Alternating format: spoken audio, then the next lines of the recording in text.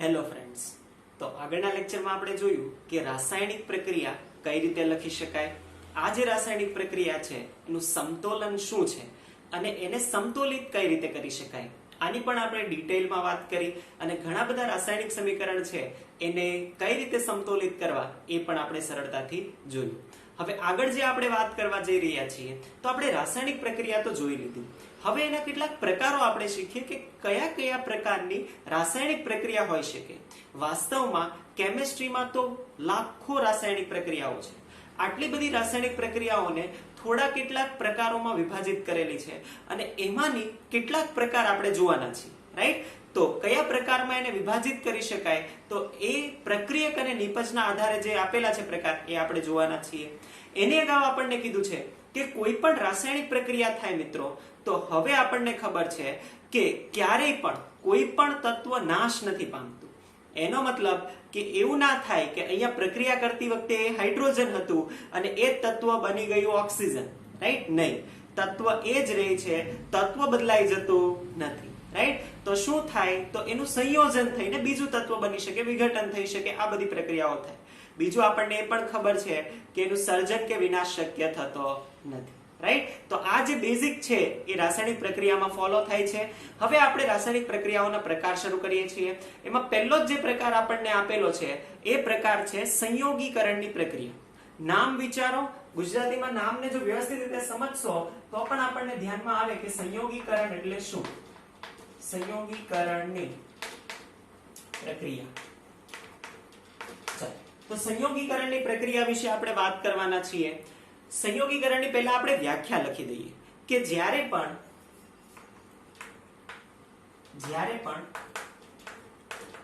બે કે તેથી વધુ હવે આપણને પ્રક્રિયા જે રાસાયણિક પ્રક્રિયા છે એ ખબર છે કે રાસાયણિક પ્રક્રિયાની જે ડાબી તરફ હોય એને આપણે શું કીધું હતું? યસ, એને આપણે કીધું હતું પ્રક્રિયકો અને જે જમણી તરફ હોય એને આપણે શું કીધું હતું? નિપજો. જે પ્રક્રિયા તીર હતું, વચ્ચે એરો હતો, એની ડાબી તરફ હતું પ્રક્રિયક અને જમણી તરફ હતું નિપજ. તો જે પ્રક્રિયક હતા કે જ્યારે પણ બે કે તેથી વધુ પ્રક્રિયક, તો આ પ્રક્રિયક એટલે કોણ એ ધ્યાનમાં આવશે તમને? પ્રક્રિયકો ભેગા મળીને અથવા તો એને જો સાદી ભાષામાં કહીએ તો ભેગા મળીને અથવા તો ટેકનિકલ વર્ડમાં લેવું હોય તો એવું કહી શકાય કે રાસાયણિક પ્રક્રિયા પામીને. તો આપણે બંને લખી દઈએ, ભેગા મળીને અથવા તો રાસાયણિક પ્રક્રિયા પામીને એક જ નિપજમાં રૂપાંતર થતા હોય તેવી પ્રક્રિયાને આપણે શું કહીશું? તેવી પ્રક્રિયાઓને સંયોગીકરણની પ્રક્રિયા કહીશું. તો આ એની સરળ વ્યાખ્યા થશે કે બે થી વધારે પ્રક્રિયકો હતા અને ભેગા મળીને એક જ નિપજ બનાવવું જોઈએ. એનો મતલબ કે જે પ્રક્રિયા તીર હતું એની ડાબી તરફ તો એક થી વધારે પ્રક્રિયકો હોઈ શકે છે, પરંતુ જમણી તરફ એક જ નિપજ ફરજિયાત હોવું જોઈએ. તો આપણને ઘણા બધા એમાં ઉદાહરણો આપેલા છે. તો એ જે ઉદાહરણો છે એની આપણે ચર્ચા કરવાના છીએ. પહેલું જ સરળ પ્રવૃત્તિમાં આપણને આપેલું છે કે આપણે જેને કળી ચૂનો કહીએ છીએ. કળી ચૂનો જે છે એટલે કે કેલ્શિયમ ઓક્સાઇડ, રાઈટ? CaO. કળી ચૂનો છે એની અંદર જ્યારે આપણે પાણી નાખીએ તો એને જ આપણે કહીએ છીએ ચૂનાનું ફૂટવું, રાઈટ? તો ફોડેલો ચૂનો જેને આપણે કહીએ ને ફોડેલો ચૂનો, તો એ જે ફોડેલો ચૂનો એમાં રૂપાંતર પામે તો એ કઈ રીતે થાય? તો એની રાસાયણિક પ્રક્રિયા આ રીતે થાય. હવે આપણે બધાની રાસાયણિક પ્રક્રિયા લખતા શીખવાના છીએ. તો કેલ્શિયમ ઓક્સાઇડ આપણને ખબર છે, આને જ આપણે શું કહીએ છીએ? કળી ચૂનો, રાઈટ? અને રાસાયણિક ભાષામાં કહેવાય કેલ્શિયમ ઓક્સાઇડ. ચાલો, તો કળી ચૂનો છે એની અંદર આપણે શું કીધું કે શું નાખીએ છીએ? પાણી. તો આપણને ખબર છે કે પાણી એટલે H2O. તો H2O જ્યારે એડ કરીએ છીએ તો એ શેમાં રૂપાંતર પામે છે? તો કે આ અંદર સંયોજાય છે. આ સંયોગીકરણની પ્રક્રિયા છે અને એ બનાવે છે ફોડેલો ચૂનો જેને આપણે કહીએ છીએ CaOH ટ્વાઇસ. હવે જ્યારે CaOH ટ્વાઇસ છે તો OH બ્રેકેટમાં છે, એનો મતલબ OH છે એ બે છે, રાઈટ? અને બે અણુઓ એના જોડાયેલા છે. આને આપણે શું કહીએ છીએ? ફોડેલો ચૂનો. તો આ જે પ્રક્રિયા થાય છે આ પ્રક્રિયા પ્રવૃત્તિમાં આપણને આપેલી છે કે આ પ્રક્રિયા જે છે એ કઈ પ્રક્રિયા છે જુઓ વ્યાખ્યા વાંચો તો આપણે હમણાં શું કીધું કે બે કે તેથી વધુ પ્રક્રિયકો છે બે પ્રક્રિયકો છે ભેગા મળીને શું બનાવવું જોઈએ એક જ નિપજ બની એક જ નિપજ એનો મતલબ કે આ પ્રક્રિયા કોનું ઉદાહરણ થશે આ પ્રક્રિયા પણ ઉદાહરણ થશે સંયોગીકરણની પ્રક્રિયાનું કેમ કે અહીંયા પણ બે કે તેથી વધારે પ્રક્રિયકો ભેગા મળીને એક નિપજ બનાવે છે બીજા પણ સરળ ઉદાહરણો આપણને આપેલા છે એ પણ આપણે જોઈએ એમાં પહેલું જે આપણને ઉદાહરણ આપેલું છે એ છે કોલસાનું સળગવું રાઈટ તો બીજું ઉદાહરણ આપણે લખીએ છીએ કોલસાનું સળગવું કે કોલસાને આપણે સળગાવી કોલસો શું હોય તો કે એ કાર્બનનું જ કોઈ એક સ્વરૂપ હોય રાઈટ આને આપણે કહીએ છીએ કોલસો જુઓ હવે ધીમે ધીમે તમે શીખશો કે કોઈ પણ પ્રક્રિયા આપણે જે કહીએ છીએ એને રાસાયણિક રીતે કઈ રીતે લખી શકાય વાસ્તવમાં આપણે શું બોલતા હતા કે કોલસાનું સળગવું પરંતુ હવે એ સળગે એટલે શું થાય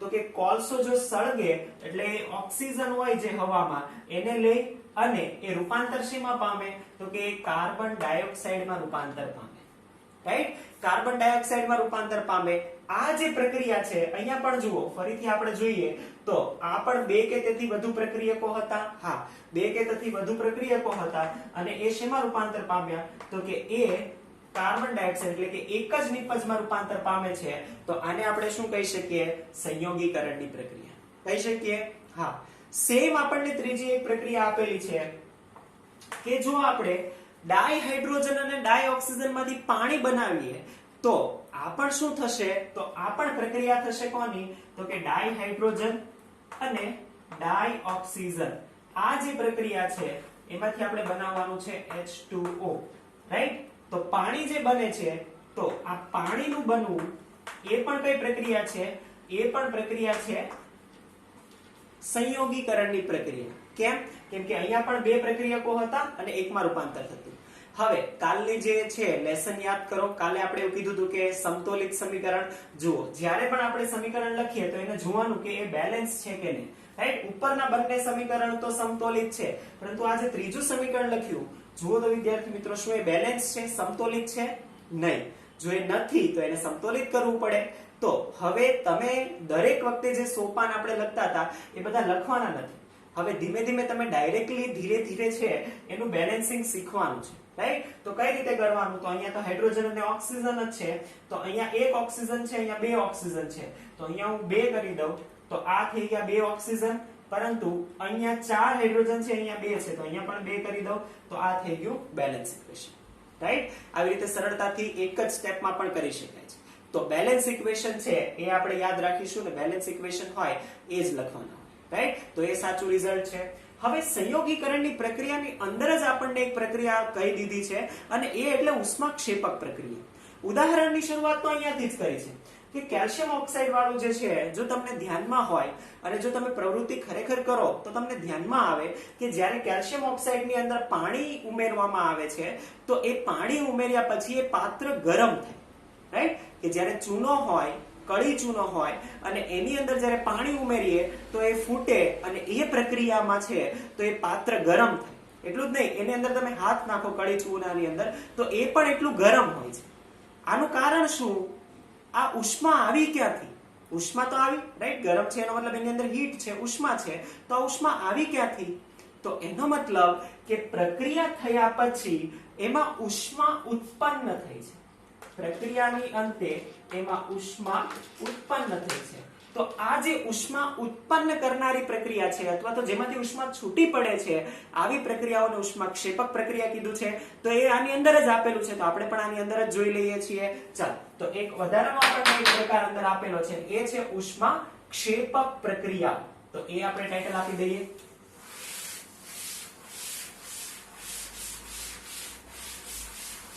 ઉષ્માક્ષેપક પ્રક્રિયા હવે એને અલગથી નંબર નથી આપતો કેમ કે આપણને પહેલો પ્રકાર સંયોગીકરણની પ્રક્રિયા આપેલી છે એની અંદર જ પ્રક્રિયા આપેલી છે વાસ્તવમાં વિદ્યાર્થી મિત્રો જ્યારે તમે આગળ અભ્યાસ કરશો તો રાસાયણિક પ્રક્રિયાને ઉર્જાના આધારે બે જ પ્રકારમાં વહેંચી શકાય ઉષ્મા શોષક પ્રક્રિયા અને ઉષ્માક્ષેપક પ્રક્રિયા જે તમે આગળ અભ્યાસ કદાચ કરશો પરંતુ અત્યારે જે આપણને આપેલું છે એ ઉષ્માક્ષેપક પ્રક્રિયા વિશે આપેલું છે તો આપણે એનો કન્ટિન્યુ અભ્યાસ કરીએ ચાલો તો આપણને આપેલું છે ઉષ્માક્ષેપક પ્રક્રિયા એને અલગ નંબર એટલે નથી આપતો કેમ કે આપણને સાથે જ આપેલું છે ઉષ્માક્ષેપક ઉષ્માક્ષેપક પ્રક્રિયા.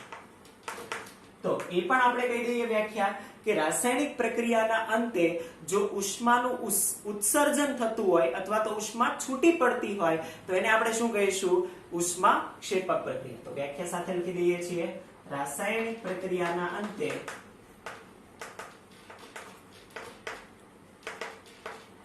ઉષ્મા છૂટી પડતી હોય તો તેવી પ્રક્રિયાને શું કહીશું આપણે? તેવી પ્રક્રિયાને ઉષ્માક્ષેપક પ્રક્રિયા કહીશું. રાઈટ? ચાલો, આપણને એનું પહેલું જ ઉદાહરણ આપેલું છે જે કળી ચૂનો. આપણે કીધું હતું કે કળી ચૂનો છે એની અંદર જ્યારે પાણી ઉમેરીએ છીએ તો શું ઉત્પન્ન થાય છે? ઉષ્મા ઉત્પન્ન થાય છે, ઉર્જા ઉત્પન્ન થાય છે, જેના લીધે મિશ્રણ છે, પ્રક્રિયાનું મિશ્રણ એ ગરમ થાય છે, પાત્ર પણ ગરમ થાય છે. રાઈટ? સેમ આપણને આગળ ઉદાહરણ આપેલું છે કે બીજું જે ઉદાહરણ છે એ એટલે કયું? તો કે આપણે જે બીજું કીધું હતું કોલસાનું દહન, એમાંથી પણ ઉર્જા ઉત્પન્ન થાય છે. કયા સ્વરૂપે? તો એ પણ કોલસાને ગરમ કરીએ તો એ ગરમ જ થાય છે ને. તો એનો મતલબ કે કોલસાનું સળગવું છે એ પણ શું કહી શકીએ છીએ? એ પણ આપણે કહી શકીએ છીએ કે એ પણ કયું છે? તો કે એક પ્રકારનું જે ઉષ્માક્ષેપક પ્રક્રિયાનું ઉદાહરણ છે. હવે આપણને દહન પ્રક્રિયાની અંદર અહીંયા કોઈ પણ કુદરતી વાયુનું દહન આપેલું છે. ચાલો, તો બે પ્રક્રિયાઓ આપણે કીધી. તો પહેલું આપણે જે ઉદાહરણ છે કયું કીધું? કે કળી ચૂનાનું ફૂટવું, એ પણ ઉષ્માક્ષેપક પ્રક્રિયા છે. દહન પ્રક્રિયાઓ બધી જ ઉષ્માક્ષેપક પ્રક્રિયા છે. હવે જે દહન પ્રક્રિયા છે એમાંથી કોઈ પણ તમે ઉદાહરણ લઈ શકો, બધી દહન પ્રક્રિયા ઉષ્માક્ષેપક છે. રાઈટ? કાર્બનનું સળગવું, જેને પણ તમે સળગાવો, રાઈટ? સળગવું એનો મતલબ કે એને ઓક્સિજનની હાજરીમાં ગરમ કરો, એ જ. રાઈટ? તો એ બધી પ્રક્રિયા ઉષ્માક્ષેપક પ્રક્રિયા છે. એમાંથી એક ઉદાહરણ આપણને આપેલું છે, એ છે મિથેનનું દહન.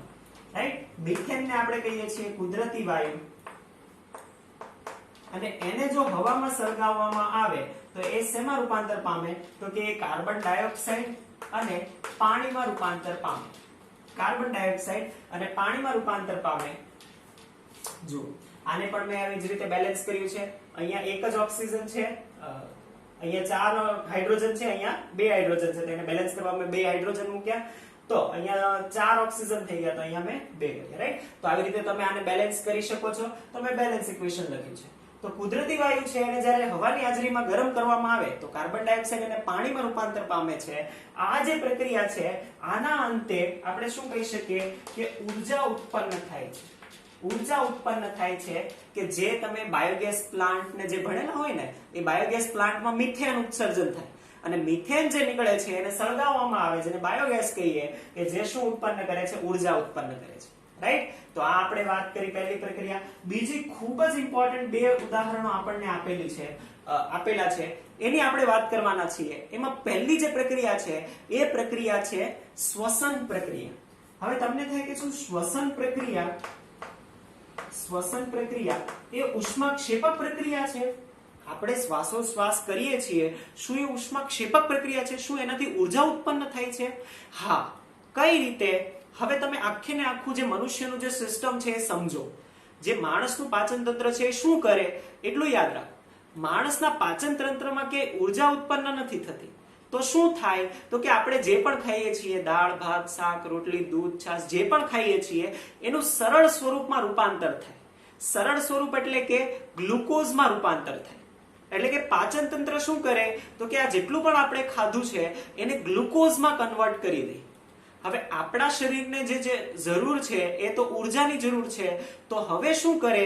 તો કે ઉર્જા કઈ રીતે ઉત્પન્ન થાય? તો ઉર્જા ઉત્પન્ન થાય આ જે ગ્લુકોઝ છે એને આપણે જે શ્વસન ક્રિયામાં ઓક્સિજન જે લઈએ છીએ એ એની સાથે સંયોજાય અને ઉર્જા ઉત્પન્ન કરે. રાઈટ? તો એ પ્રક્રિયા આપણે કીધું હતું ગઈકાલે, મેં તમને કીધું હતું બેલેન્સ કરવા માટે આપેલું હતું કે જ્યારે આપણે પ્રાણીના કોષમાં કણાભ સૂત્ર છે એ શું કરે? તો કે ગ્લુકોઝનું ઓક્સિજન સાથે પ્રક્રિયા કરીને શક્તિમાં રૂપાંતર કરે. તો સેમ એ પ્રક્રિયા ફરીથી આપણે લખવાના છીએ કે આપણે આવું કીધું હતું કે શ્વસન પ્રક્રિયામાં શું થાય? તો કે આપણે ઓક્સિજન લઈએ છીએ, તો એ શું થાય? તો કે ઓક્સિજન જે લઈએ છીએ એ કોષ સુધી જાય અને ગ્લુકોઝ